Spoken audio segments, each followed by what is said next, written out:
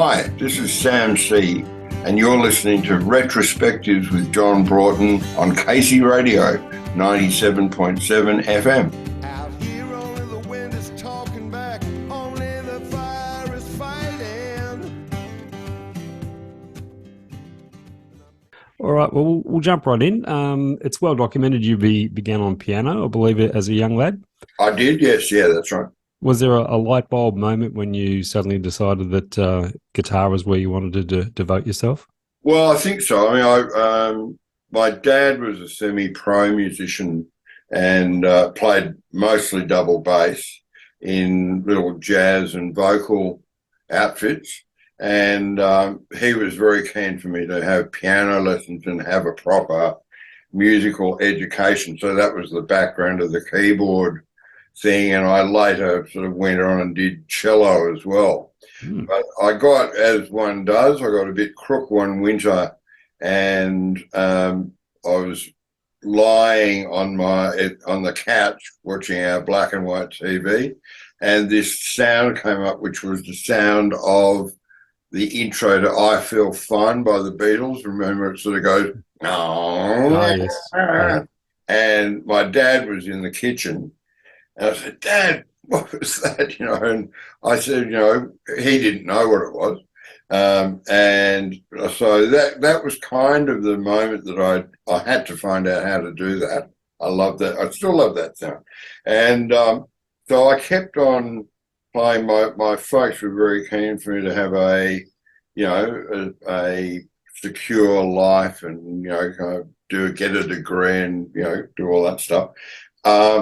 But I think I sort of became more and more obsessed with popular music, mostly the Beatles and the Stones to start with.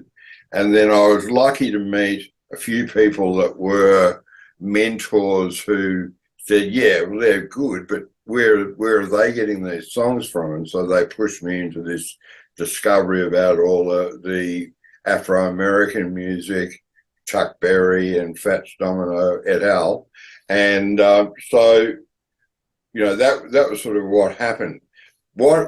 I finished school and I was desperately looking for a gig as a guitar player, and we'd moved back to Sydney by that point.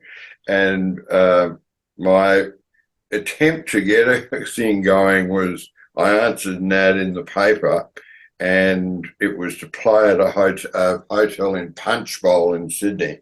Punchbowl was aptly named in those days.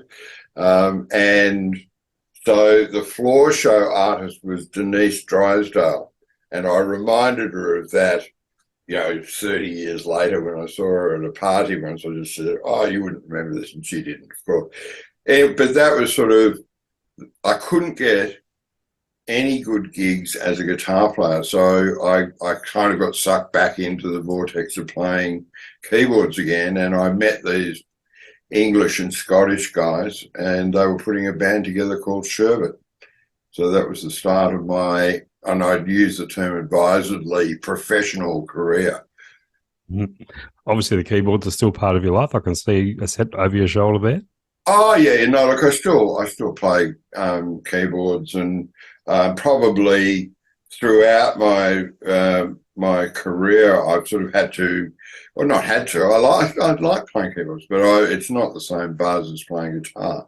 But I've had to sort of go, well, this gig is offering this sort of money and this sort of opportunity musically, whereas I think probably when in the 60s everyone was a guitar player. There weren't too many keyboard players, so there were more peachy gigs going as an organist or a piano player.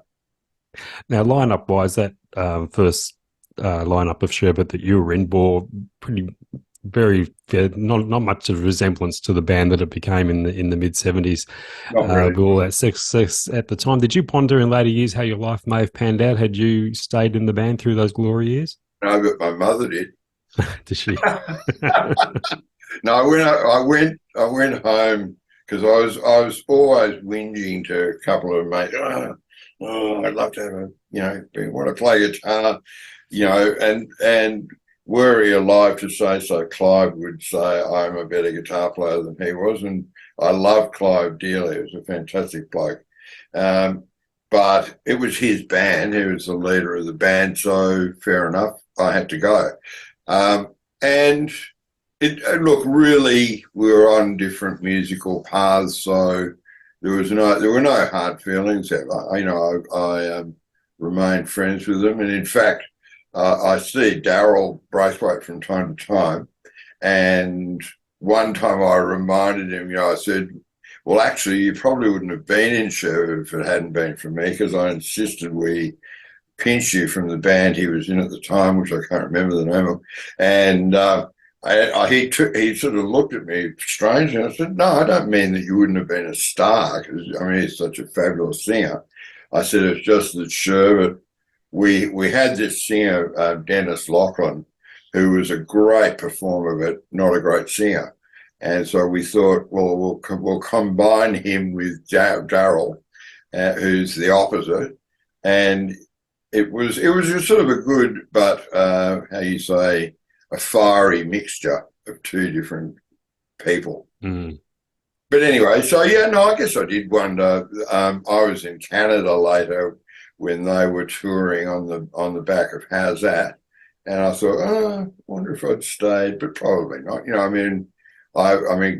Garth co-wrote How's That, so there you go. Yeah, that's a good point. You left that band at a time that it was a band that was still finding its feet, and joined a band, the Flying Circus, that had already enjoyed a degree of success. So talk us through that transition. Sure. Well, as I said, I used to hang out at Fraternity's House, which is a band I joined later again. And I was writing songs with a couple of the guys in that band. And two of the Flying Circus blokes lived over the back lane. And I think one thing that I have always said is we were very lucky to have a sense of community in those days, that even though we were in competition with each other, it wasn't, nowadays you kind of hardly get to see the other players, and they're good people. We all have this common bond that we love music and we're devoted to it. So you'd think, obviously, there would be good friendships that grow out of it, but somehow it seems we're all too busy. Anyway, to cut a short story very long, Terry and Colin from the Flying Circus lived over the back fence, and I got to know them really well. And Bruce from Fraternity said, look, Sam's looking to spread his wings a bit. And they had this guitar player, a guy called Red McKelvey, who people would remember from Girls on the Avenue and Capricorn Dancer by Richard Clapton. He was a wonderful player, and but they were bluing about. Well, one thing that they blued about was the Vietnam War, and Flying Circus did a gig at the Moratorium in Sydney. And is this too detailed? Wow, it's a bit of a trip down the grey matter here. But Red refused to play because they weren't being paid. There was, just a bit of friction going on, and it came to a head, and they sacked him. And I was sort of the man. I was Johnny on the spot, I suppose, and they asked me to join. So I sort of somewhat regretfully, left Sherbet, who I thought would be successful on some level, and joined Circus. And as it turned out, we went up to Taree in New South Wales to rehearse for a week, and my keyboards never arrived. So I was learning everything on guitar, and suddenly I was a guitar player, which, I swear to God, I didn't put sugar in the petrol tank or anything, one of those things that happened. And honestly, it was just one of those, magic things from my point of view. But I had my karmic moment when the first gigs we did were down in Melbourne, or down here. And the first gig we played was at a place at St Kilda Town Hall, big dance there. And I was terrified, because I'd never played a really professional gig on guitar. and also I was in awe of Red. So it was one of those moments where I was packing death, honestly. Now, Flying Circus, I guess it's safe to say, were a band that suffered from a bit of an identity crisis. Their hit singles were not really representative of what the band was all about. Yeah, When good you joined them, did you get a sense that you were joining a band that was really trying hard to shake off that bubblegum pop tag? Oh, I think so because I'd go around to Terry and Collins, and the music that would be playing would be the band, Crosby, Stills and Nash, Buffalo Springfield, the Byrds. That was sort of they were the ancestors of what the Flying Circus wanted to do.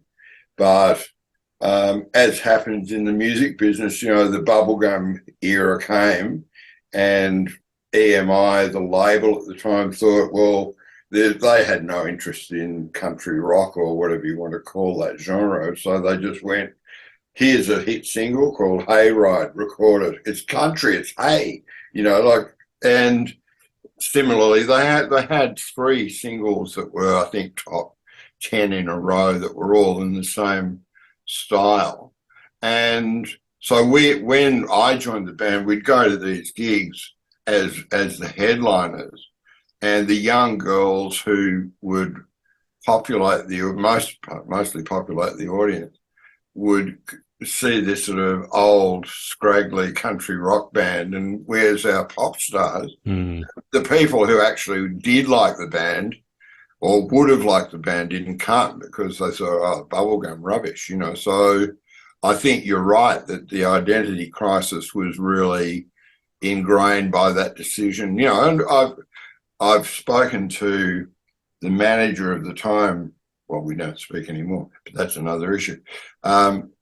He said, well, the band never would have got anywhere had they not done the singles, and I suppose he's right. But what doing the singles allowed the band to do was win the Battle of the Sounds, which gave and travel to the States and Canada, and where there was no preconceived notion about what we were about. And people, we didn't play in America because the immigration department wouldn't let us do that. But we had done a tour out here with a Canadian band and went and played. They sort of generously sorted us out for some gigs in Toronto. And the people there loved us. They liked what we did and what we really stood for. Right. So the original thought process wasn't to relocate to Canada. It just sort of evolved that way.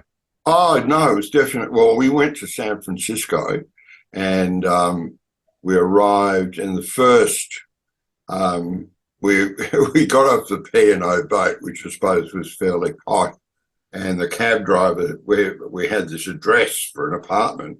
The cab driver said, no, this has got to be a mistake, and I said, no, well, that's the address we have been given. And it was parallel to Haight and one street down from Ashbury. So we're right in the midst of it. But I mean, it wasn't the summer of love had been before. But I think the whole time we were in San Francisco, which was about a month, we didn't meet anyone from California. They were all from Nebraska, or they'd all come out to look for America. And it was such an exciting time. The first night we got there, we went to the Fillmore. It was mind-blowing, John. It was really incredible. And I think, I speak to Terry and Colin occasionally. We still remember how lucky we were to sort of experience that. Now, you had 2 stints with the Flying Circus. In between that, you had some time with Fraternity. What are your standout memories of that time? And I always thought it was a band that deserved much greater recognition than it got. Do you have a theory on why it really didn't fly commercially? Oh, I really have no idea about what makes a success and what doesn't. I think first I should say that I'd had this experience with Flying Circus, and we had a wonderful time in Canada as well, and we were coming back to get some more funds. The band was planning to emigrate to Canada, which they did. And in the meantime, fraternity who were my mentors musically. They were the best players, in my view, in Sydney. And I still thought I had a lot to learn. Well, I still think I've got a lot to learn, but I certainly did then. And so very, very regretfully, I sort of said to the circus, you know, guys, I've got to do this. I've got to explore what I'm doing. So what music, but in the meantime, fraternity had won the Battle of the Sounds. So they had a trip they couldn't go to America because Bon had been busted for pot. So they went to England and I begged them not to go. You know, I just said, look at all the bands from the Twilights and the Easy Beats who went to England and got absolutely creamed because the English hated Australians in those days. I'm not sure how fond they are now, but they certainly weren't keen. Anyway, to backtrack, I think fraternity, they started to enjoy a bit of commercial success, but they'd moved to Adelaide and they were the kings of Adelaide, living, you know, like two bob millionaires.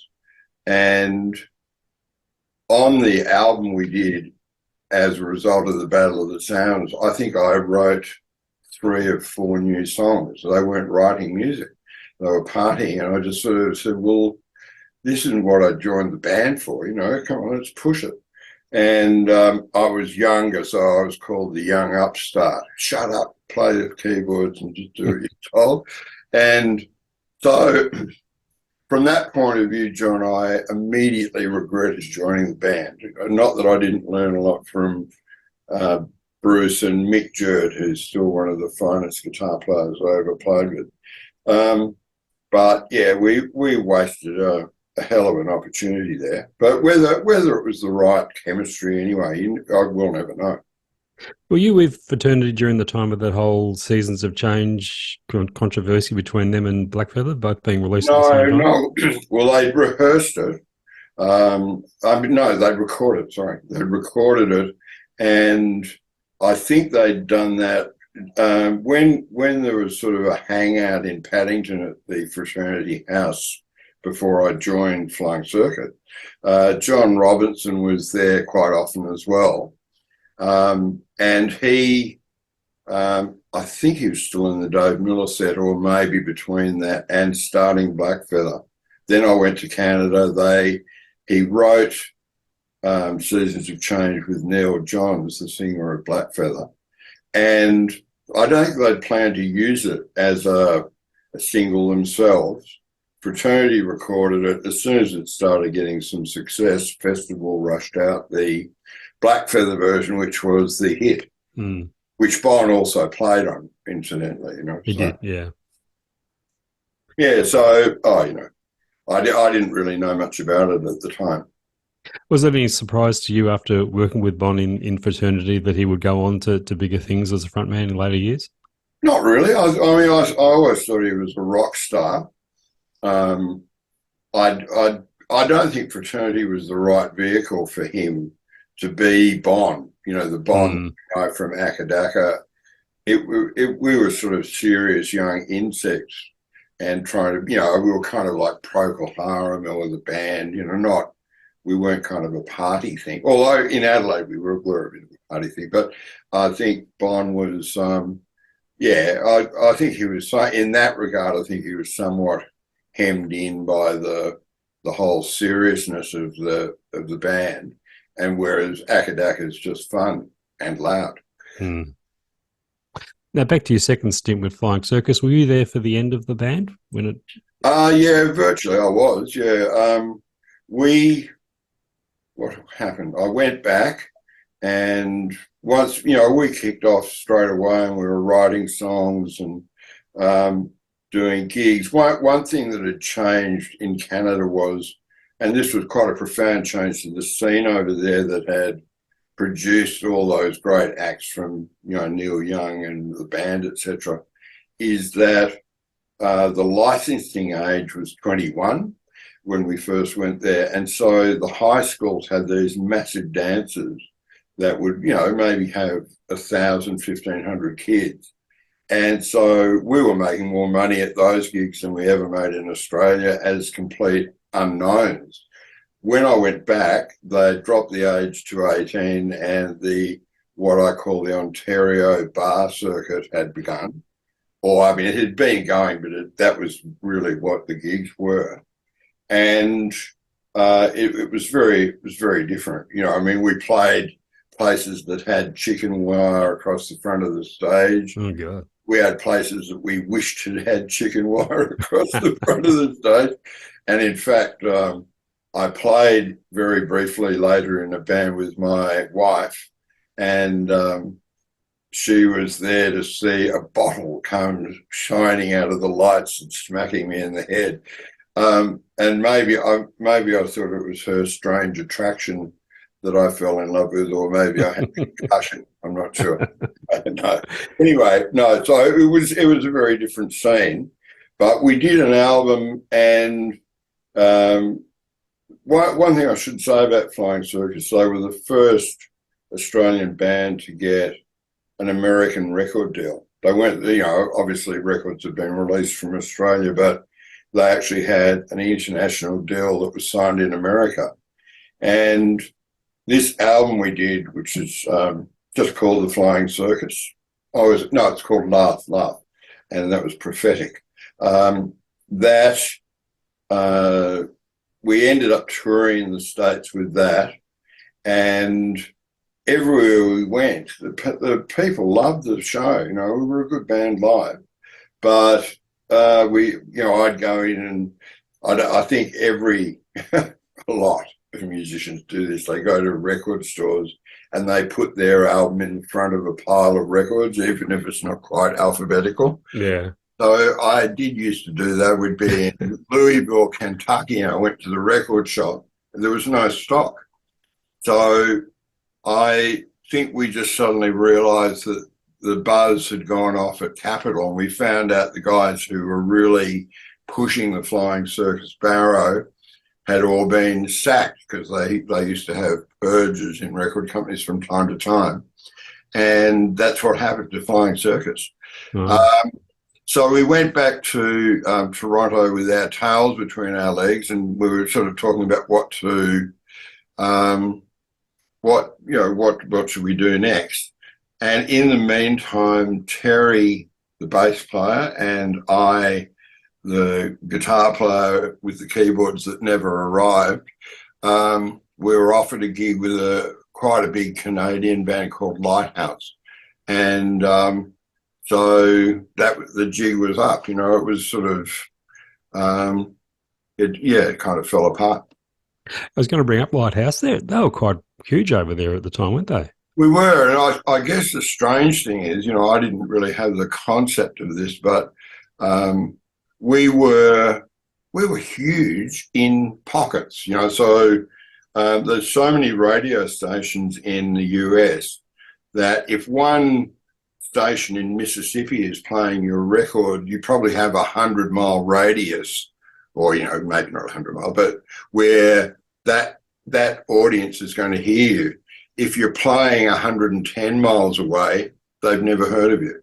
So we found that quite a lot. And, you know, I'd be very hard to monitor, I suppose, but I do remember a few places where we played to 5 people one night and then 5,000 the next. That sort of weird thing. And similarly, we'd have strange tours where I remember we played with Tower of Power in Hawaii, and we were huge in Hawaii at this point. Not huge, we were big though.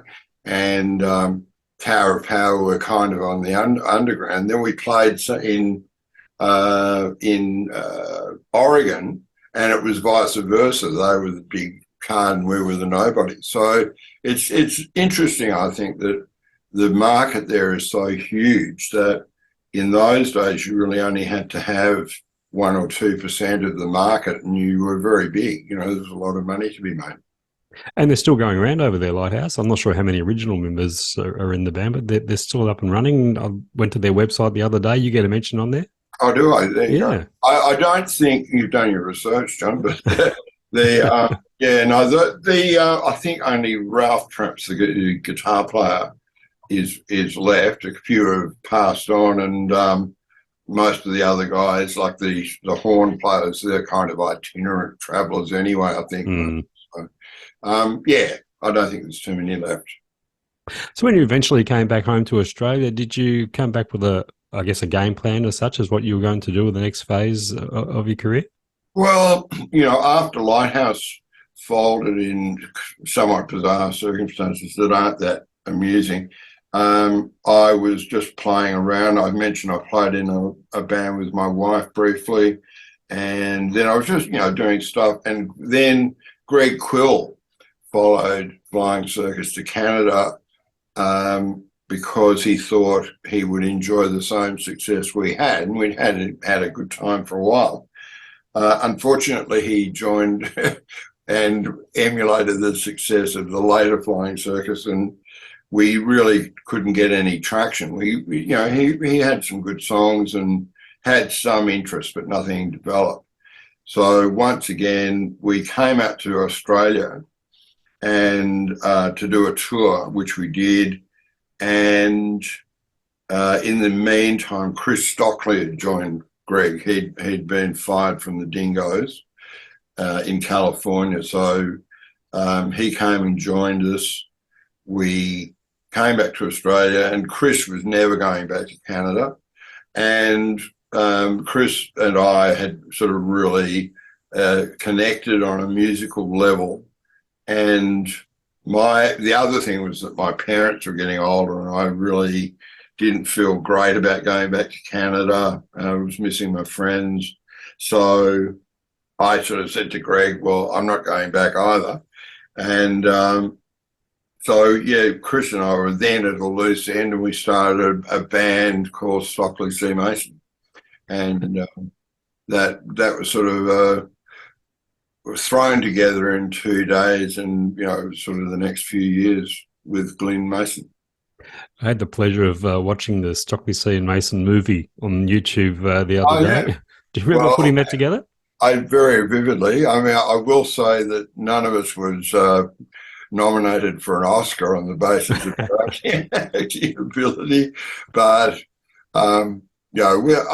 when I think back, I was sort of late 20s at the time, and we were so naive. We went down to the Station Hotel for the first shoot, and Chris and I were in the first scene, and were picked up by a cab driver called Maury Fields, the actor Maury Fields, and they said be there at 4, and we didn't start shooting till 10, so we were well away by the time we got into Maury's cab, who was also, dare I say, well away, but he was an experienced actor. And Stockley and I were just mumbling, and were hopeless. So it is worth it for the comic relief, and the music's good too. So where was that originally intended to be seen? Was it just put out as a promotional tool? Or? No, it was supposed to be, I think the plan was, in those days they had this tax write-off thing that doctors and dentists mostly invested in the film industry, and they got it's not like, say, 150% write-off for supporting the film industry. So that was supposed to be a TV hour, so 48 minutes, which it is. And I think the hour version was played as a short in movie theatres for a little while. Oh, right. Yeah. Had a great live reputation, that group, and I remember seeing it quite a few times, but it didn't transfer into great record sales. Was selling records back then the main motivation, or did you really see yourselves primarily as a live act? Oh, I think we thought we'd be the Eagles, John. We had great ambitions for it and great hopes for it, but I think a couple of things happened, I think. One was that we couldn't get interest because at the time it was punk, everything was new wave and punk. And what are these guys, country rock? I don't think so. No, maybe not. And so because of the movie, we'd done the live album. You know, the movie sort of is basically the story of their live album. And so that was hard to get airplay on. We had one single that we recorded in the studio, and it was, as they say in the classics, a turntable hit. It was sort of played on radio, but probably at the wrong time of year for selling records. And that is to say, once December rolls around, they don't change the playlist. Well, this is the old days. They didn't change the playlists, and the record sales didn't necessarily reflect the popularity of songs. But nonetheless, we had a plan to write the next album, and that the big mistake we made was sort of working 6 to 8 gigs a week. So we didn't have any juice to write. We were playing that, you know, you said you saw us. I mean, we were a very tight band, and playing like demons, but it didn't. You know, probably if we'd been more realistic, we would have taken 3 or 4 months off if we could have afforded it and sat down and really written, which we didn't. So there you go. And years down the track, you're still working with Glenn in the Partners, and also with the addition of Lindsay Field in Field C and Mason. What is it about Glenn that makes him a great musical colleague for you? Well, he's one of nature's gentlemen for a start. You know, I think now that the reality that we aren't the Eagles and are not to become the Eagles has sunk in at this late date. It's really nice to sort of play music with your friends. You know, I love Glenn a lot. He's a fantastic guy. But also, I guess when we're playing as a duo, it's more structured with the three of us because it has to be. But Glenn is one of the greatest rhythm guitar players that has ever played in this country. He's just fantastic. He always has a great groove, and he also allows me to go off on tangents musically, you know. So if we're playing and I sort of suddenly start playing, he'll busk along and look at me as if I'm insane, which perhaps I am. And he gives me that freedom. And, you know, we just sing great together. We lock in really well. And I think, you know, Lindsay being a case in point, in the mid-'80s, I was recruited to MD for Brian Cadd, and I sort of snuck Glenn and Chicken, the drummer, and Joe from Stockley C. Mason into that band. And that was a bloody good live band too. But Brian said, "Oh, we've got this guy, Lindsay, new Kiwi guy, who's I'm going to bring him into the band as well as a singer." So very early in the piece, we were playing somewhere, and I always had a guitar. And after the gig, Glenn and Lindsay and I started singing, and we looked at each other and went, "Eagles." No, not Eagles. But it was just one of those magic things, and it still is, that I think we all instinctively know where we should sit in the harmony. Like I usually do the middle. But I can also be the frog. Lindsay's the bass and the frog. I do the middle, and Glenn's the tenor. Mm. So, and it's sort of instinctive. It's great. So I think that's partly why we still work together. We love singing together. And a big part of what you do as a trio is interpreting the songs of others. For what criteria do you work to when choosing material that suits the Field C and Mason format? Well, I think, pardon me, I think we sort of do songs that I do most of the arranging, and I think what is it? I guess the first thing is it has to be a song that has some element that we like, but we do songs that are kind of out of the norm that you'd expect. For example, we do "Walking on a Dream" by Empire of the Sun. Mm-hmm. Which is a very poppy, it's 15 years old now, but it's a very poppy, electronic-y sort of sounding thing. And we were coming back from a gig one night, and I said to the guys, "Oh, I'd love to have a crack at that." and they said, "You're nuts," but it just sort of I sort of poofed around with it, and I said, "No, we'll do it. Not do it electronic, do it more." Say like Tom Petty and the Heartbreakers, think of it like in those terms. So we did an arrangement, and it just sat. It seemed to work for us, and that's kind of the criterion that we use. Sometimes they're obvious things, like Glyn sings a great version of "Better Be Home Soon" by Crowded House, so we haven't mucked around with that too much, and it's really just sort of features the harmonies, It's like. But I do like to. I don't think I'd ever be happy playing in a tribute act, for example. And if we had 3 hours to talk, I'd say about the destruction of the music industry by tribute acts, but we don't. And I don't think I'd be happy doing it, because I like to try and make whatever I'm playing sort of a reflection of what I'm feeling myself. Yeah. And you've never stopped writing yourself? You're still writing? Yeah, I'm still writing. I mean, I haven't had a cover for a long time. My most successful cover, as you probably know, was Reasons by John Farnham, and thank God he did it. For those of you listening out there, John's on the mend, and I believe, he's certainly doing rehab at home, and I think he's a lot better than he was a few months ago, which is terrific. Oh, that's great to hear. Yeah, but I think, I do think without that, who knows, my life would have been incredibly different. So I've always been very grateful for him doing that. Probably, of the covers I've had, that's certainly far and away the most successful. Financially, but are there any lesser profile covers of your songs that you're just as proud of?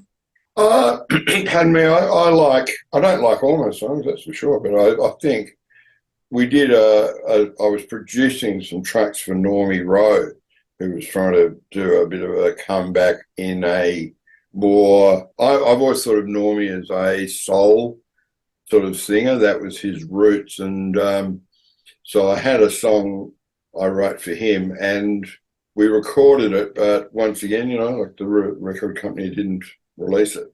So that's what I'm particularly proud of. I don't know. I like them. They're good. There's one example which I'm not sure if you're too keen to talk about, but in my research for this, I stumbled across your involvement in the brief recording career of Mark Jacko Jackson. Yeah. Okay. Yeah. Well, I guess after all the sort of nearly but not quite attempts to do bands, I had moved into the studios, and I was doing sessions and started producing stuff. I produced something for Linda George, who was a marvellous singer at the time, Colleen Hewitt, and who else? A couple of other people. Then out of the blue, Mike Brady, I think, said, "Oh, we've got this guy, Jacko, you barrack for St Kilda, why don't you have a go?" And I'm not sure if he did play for St Kilda yet, but it doesn't matter. Anyway, so they played this song to me, and it was pretty rugged. It was written by a guy called Ross Brown. No, Bob Ross is his brother. Bob Brown, who also wrote Home Amongst the Guns. Yeah, Captain Rock. Yeah, Captain Rock, that's right. Yeah. I didn't know him as that, but he's a nice fellow. And so I talked to Bob, and I said, "Oh, it's good. It needs a bridge." So I'd just been to see The Elephant Man, and they had this, "I am not an animal." And Mark, I think that was the best thing that Mark ever did in a recording studio, is "I am not an animal."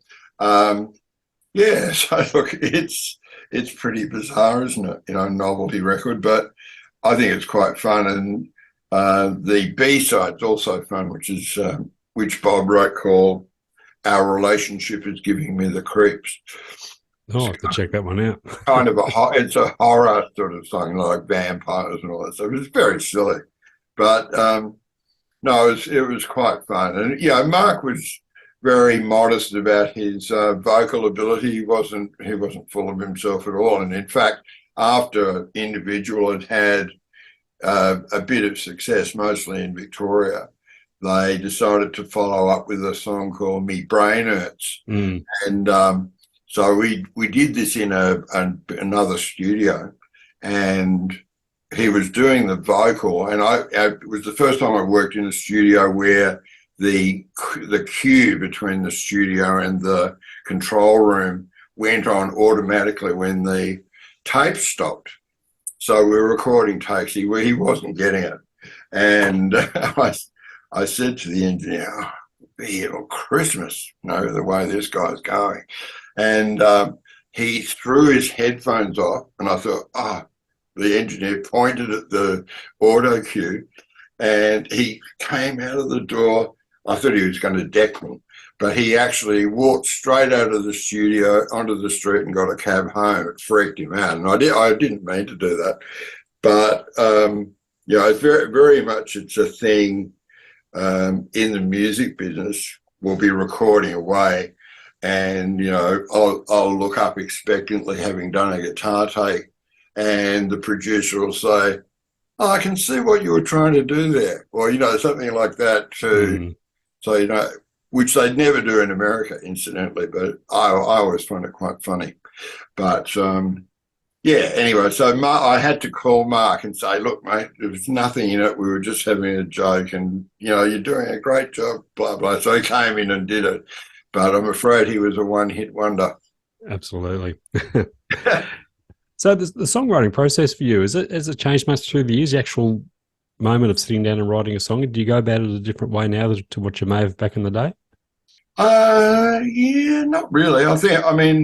I have my book of titles or ideas that I might have on pieces of paper or on my computer, and I'll like what?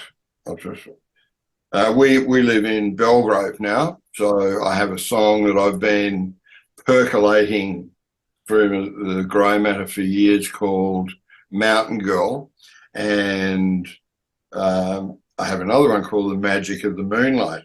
So The Magic of the Moonlight, I don't think it's a great title because it's moonlight and magic, it's a bit been done. So I'll have The Magic of the Moonlight.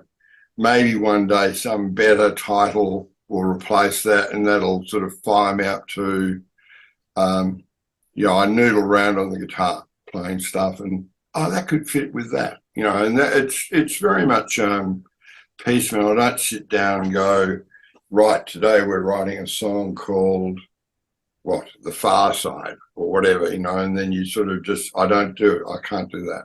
I just sort of let it percolate through, and sometimes it works and sometimes it doesn't. It's I think it's best if you let the ideas, because they come from somewhere else, and you just let them filter through a semi-conscious or conscious stream of thought, I guess, So it's pretty much the same thing. Yeah. Method. Now, I know you can't go back and change anything. What's done is done. But if you had your time over again, is there any career decision you made through the years that you'd reverse? Oh, I wouldn't have left Sherbet. No, I would have. Little things, nothing major. I consider myself.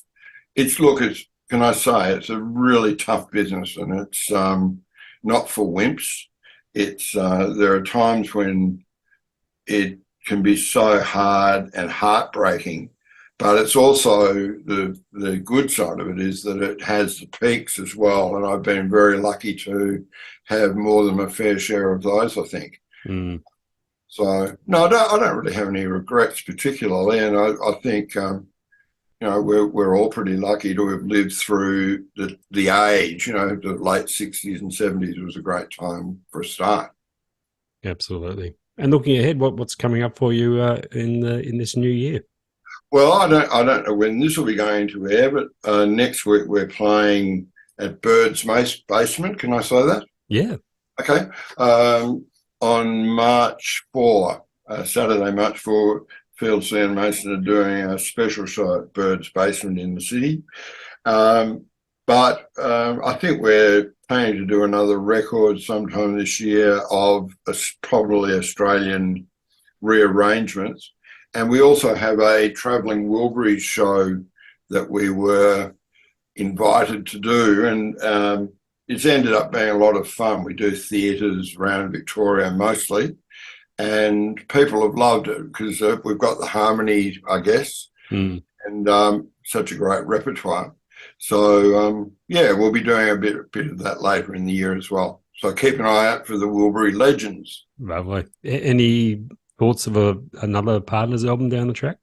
I don't think Glyn's that motivated to do a whole album, pardon me, because, or I'm not sure I am either, to be truthful, because we do I do the production and the engineering, and so it's a year and a half to 2 year process. What I think we'll be doing is more likely doing single releases, and just have, where as songs come, we'll record those, and if eventually we end up with an album in another 5 years and anyone's listening to, so I think people have got out of the habit of buying whole albums and listening to them, don't you? Yeah. To be honest, yeah, which is a shame. It is. It really is. Yeah. But another thing I should mention, because I've been asked to do some recording over the last few years for a guy called Warwick Hadfield, who's better known as an ABC sports reporter, but his passion is probably writing song. And he asked me to produce one, and we've actually released one. I'll send you the link to this, John. Yeah. But I think it's a great song, actually, called "Where the Old River Flows." And Warwick sort of came and said, "Oh, would you produce some tracks for me?" I actually was in COVID, and I'm going, love to have something to do so I don't go completely mad. And we really hit it off. He sort of said, "Of course, you'll put them in any key that you're going to sing them in." And I said, "I'm not going to sing them. I wouldn't book myself to be a singer, and to produce someone else's stuff." But he likes my voice, poor fool, and so we're doing it. I mean, we've done about 6 tracks, but this latest one I think is a real cracker. Fantastic. We'll look forward to that as well. Yeah. Hey, Sam, thanks so much for your time, and thank you for a mighty contribution to Australian music over quite a few decades now, and we still think there's more in you. I hope so, and you're more than welcome, John, and keep up the good fight. No worries. Hopefully we'll see you at a gig soon. Hope so. All the best. Good on you, John. Cheers.